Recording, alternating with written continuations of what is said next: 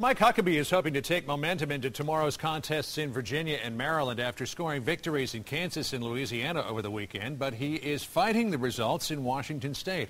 Former Governor Huckabee joins me now this morning from Richmond, Virginia, where he's campaigning. Governor, first of all, congratulations on your showing on Saturday. That was pretty impressive. Well, thank you. Thank you very much. We had a great day.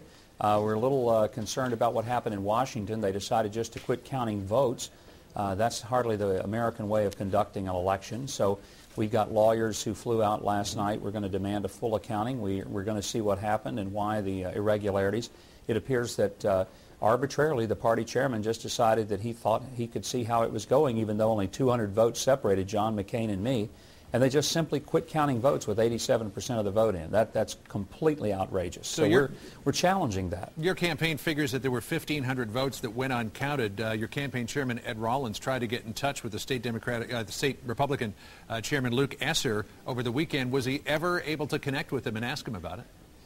I don't think Ed talked to him. One of our attorneys apparently did, and his explanation was that it just looked like that it was going to go McCain's way, and so he decided that he wanted everybody to know what it was going to look like and just made the personal decision. Again, that is not what we do in American elections. It may be how they used to conduct it in the old Soviet Union, but you don't just throw people's votes out and say, well, we're not going to bother counting them because we kind of think we know where this is going. Right. I mean, I was just stunned, and it's the kind of thing that Republicans across America, not just in Washington State, ought to be outraged over. Well, and what really bothers us, we were leading. I mean, we'd already won 2 states, 2 of the 3 that were in play. And then for the chairman to make this decision arbitrarily, potentially denying us a sweep of 3 states.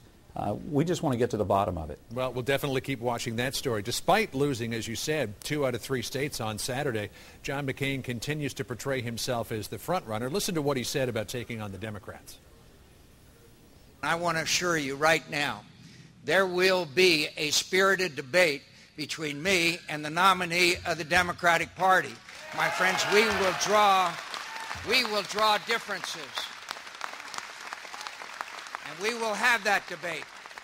So, Governor, he's already beginning to shift into national campaign mode. Is it too early, in your estimation, for him to do that?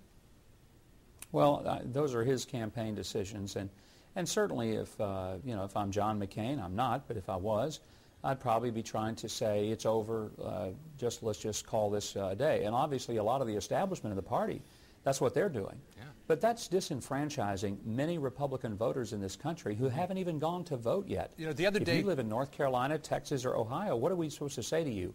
Don't even bother to go vote? Doesn't matter? We've already made the decision? Yeah, the other day, Texas Governor Rick Perry called you and said, please get out of the race. What do you say to phone calls like that?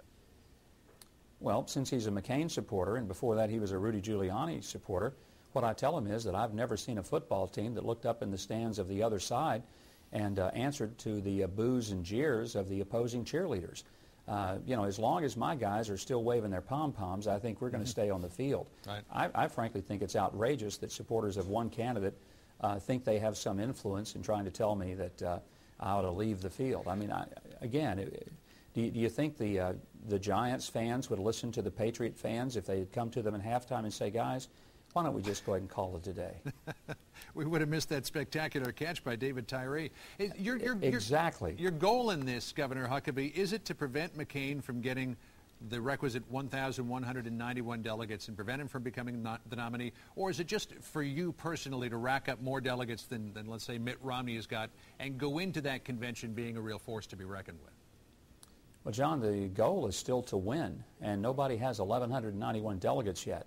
And everybody keeps talking about, well, the math doesn't work, but we don't know what's going to happen. Here's what I do know. The states that I've won are the states that a Republican has to win if we have any chance of winning in November. And just quickly, and the states that have given Senator McCain his primary delegate lead are states that aren't going to be factors in the Republican winning in November. And just really quickly here, Governor, do you want to see this go all the way to the convention and have the decision made there? Well, if Senator McCain would like to step aside and not let it go that far, I'd be happy to go ahead and take the nomination now. All right.